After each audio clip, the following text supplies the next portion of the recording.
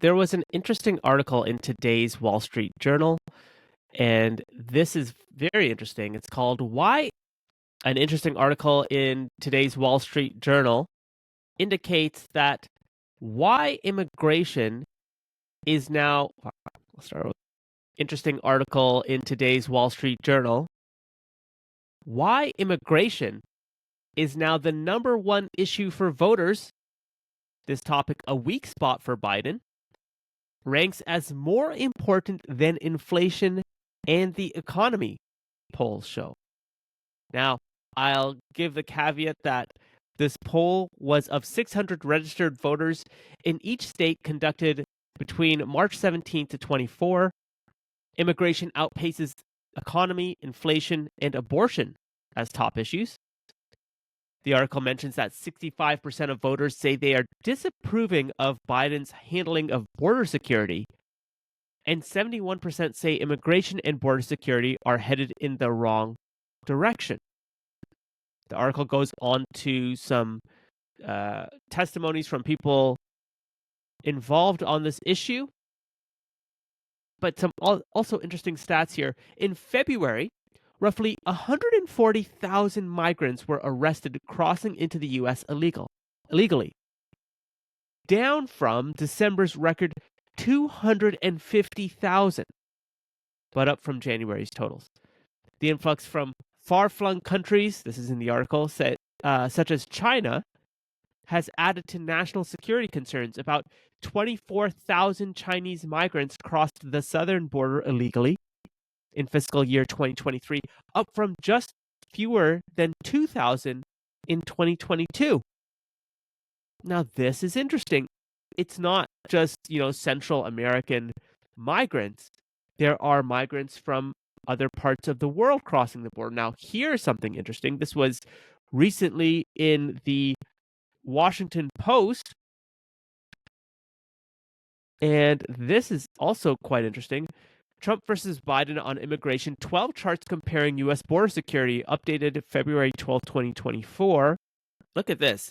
Illegal crossings at the U.S.-Mexico border have reached an all-time high of 2.2 million in 2022, and this is under Joe Biden. Now, I'm going to caveat this in a second. I don't want this to be too politicized, but this entire article is about the politicization of immigration. So 2.2 million in 2022, that is madness. As a Canadian with a country of 40 million, seeing 2.2 million per year of illegal immigration is wild. So who's crossing the border? This is interesting. Single adults have gone up under Biden. Family units have gone up under Biden. Unaccompanied minors have gone up under Biden. Again, I don't want to make this just about Biden because there's reasons for this, which I'll get into in a minute, or there's more to the story than just politics. Where people are coming from, this is interesting. So under Trump, migrants from Mexico, Guatemala, and Honduras made up the majority of border crossings, but now we're seeing that that's tapering down, and there are illegal immigrants coming from other countries. Now, if you scroll down in this article, now, I must say, the Washington Post isn't really friendly to Republicans. So it's not like this is out to get Biden, but I just wanted to say, look at this. Countries with sharp upticks in U.S.-Mexico border crossings. China. We already mentioned that. India. Who would have thought India is closer to 50,000 between 2017 to 2023 of illegal border crossings? Peru, almost 75,000. Ecuador, Colombia, Venezuela, nearing 200,000. Jesus, 200,000. I mean, even between these 6 years, that's so many people. And of course, there's challenges of processing, detaining. And then if you look at deportations and expulsions, again, very interesting. Lots more under Biden than Trump. Now, again, I don't want to make this political, even though this entire article is. There are reasons for this that are outside, of course, the president's purview. Could be long-standing, asylum seekers having their cases finally brought forward and then being determined that, they don't qualify for legal immigration. But that said, still, we see a lot of people being returned under Biden than Trump. So very interesting statistics here. But I also wanted to say that it's not all just it's not all politics, because immigration is such a it's such a complex issue.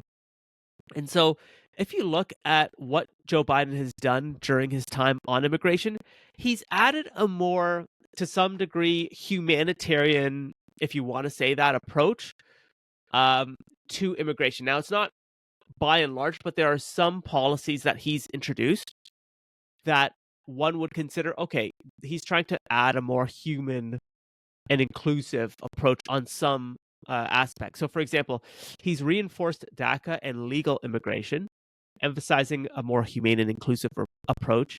Um, Trump was very much for travel bans on countries, and a lot of people took it as like the Muslim country bans, but really it were bans on countries that I believe had state funded or supported terrorism or didn't actively work with the United States to root out terrorists, et cetera, et cetera.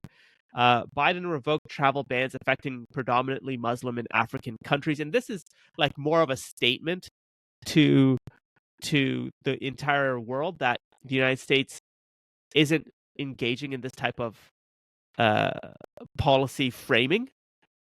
Although I do say that I do think that the way it was framed under Trump left more. There's more there to it than just Muslim ban. There is no Muslim ban. It was a ban on specific countries that supported or didn't root out terrorism. I could be wrong on that, but there was no Muslim ban because Malaysia is a Muslim country and there was no ban on Malaysia. Okay, refugee admissions. Biden's policies aim to rebuild and expand refugee admissions, making that a very stark contrast from Trump. And then there were environmental and health considerations as well. But that said, a lot of policies under Joe Biden continued what Trump did. And so there was some really interesting research that's been done. And I know it's still early days, but some interesting research here out of UCLA, No Fair Day, the Biden administration's treatment of children in immigration court. Now, one may argue that it's hard to, determine how much a president's say has in immigration court. The president's so far removed from the day to day, but it's more about the administration setting the tone. And so what this study does is it shows that Biden actually continued many of the policies, such as exempting children from the Title 42 border expulsion policy. There's a number of children facing immigration court proceedings without legal representation. Many unrepresented children have been ordered removed in absentia for failing to appear in court. And then there's also unlawful current practices. Unrepresented children and failure to provide legal counsel actually violate the Fifth Amendment's due process clause.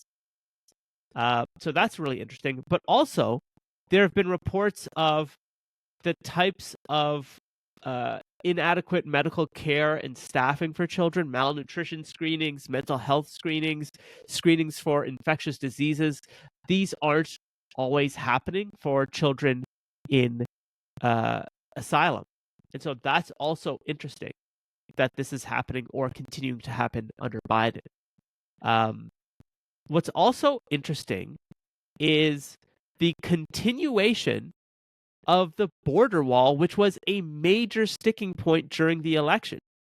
So in Texas, and I'll share my screen here, Biden administration presses forward with border wall plans in Texas, angering allies. Even as the president says the barriers don't work, his administration says it will waive environmental laws to build them quickly. Now, this is back in 2023. But what's really interesting here is that despite opposing the border wall's efficacy, the administration's continued with certain construction projects due to, obligations, legal obligations, as well as money being tied to border wall construction. But that said, again, that's what gets me about immigration in the United States. It's not as political as people make it seem. Remember, the Biden administration has waived several environmental laws to facilitate border construction in Texas. And this has actually drawn a lot of ire from environmentalists as well as other Democrats. So when we think about immigration in the United States, it's not just Biden is doing wrong and Trump will do it right. I think that both have serious challenges when you're dealing with over 140,000 illegal immigrants coming into your country every single month. That's a major challenge, and there's no real way around that. So, when Americans go to the polls in November, don't think that the Democrats have gotten immigration right and the Republicans don't, or vice versa. It's not nearly as straightforward as that. Both Biden and Trump have engaged in policies that don't necessarily, quote unquote, fix the issue because they're only concerned about the next 4 years. Like, they're not concerned about, the border in 100 years. They're not going to be around. None of us are going to be around. So they're very much concerned about getting reelected. And to prove this point, the last point I'll make on this, I actually went through the data to see, what are the numbers of illegal immigrants deported from the United States from Ronald Reagan to now. So here are some interesting stats. Again, you can look this up. I'll leave some resources below. But Reagan legalized about 3 million undocumented immigrants during his time as president from 1981 to 1989. It doesn't have the exact number of deportations, but typically it was approximately in the tens of thousands. George H.W. Bush continued at a moderate pace the deportations, but still very low as we see, as was seen in later years. Bill Clinton saw a significant increase in deportations, especially after the Illegal Immigration Reform and Immigrant Responsibility Act. This law expanded the categories of deportable offenses and facilitated the removal process. By the end of Clinton's term, annual deportations were in the hundreds of thousands. George W. Bush creates the Department of Homeland Security, which also includes Immigration and Customs Enforcement, ICE.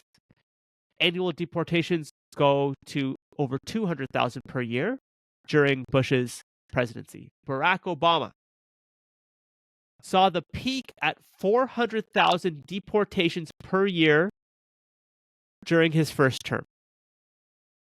They sometimes call him the deporter-in-chief. Obama doubles what George W. Bush does. Donald Trump made immigration enforcement, in particular, a central piece, although his deportation numbers weren't as high as Obama's, but were still in the hundreds of thousands, roughly, per year. So this goes to show it's not nearly right and left. We've seen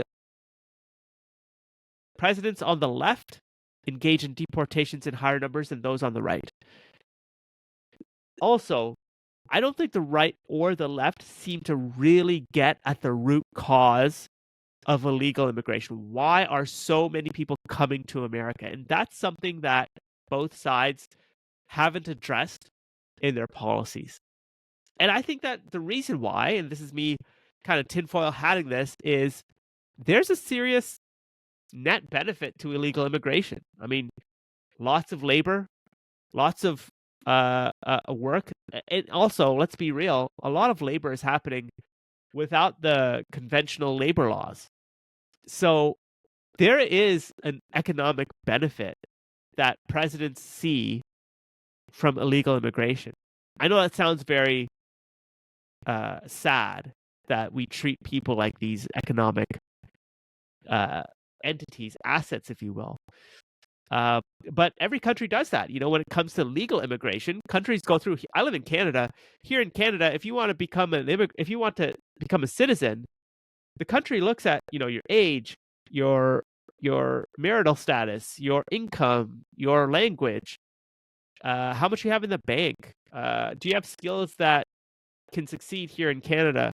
they want you to become a tax-paying citizen, right? So they look at you as, is this person an asset or a liability? Well, if by allowing them into my country, will they be on social welfare or will they be self-sufficient within a certain amount of time? So immigration is a big issue. I think that the more we get away from politics, the better, because this is a big issue, and I don't think the right or the left have gotten it right, quote unquote, when it comes to immigration. I don't think they will. I think they look at it very transactionally. So hopefully, when Americans go to the polls, they'll remember some of these pieces when thinking about immigration in the United States, illegal immigration in the United States.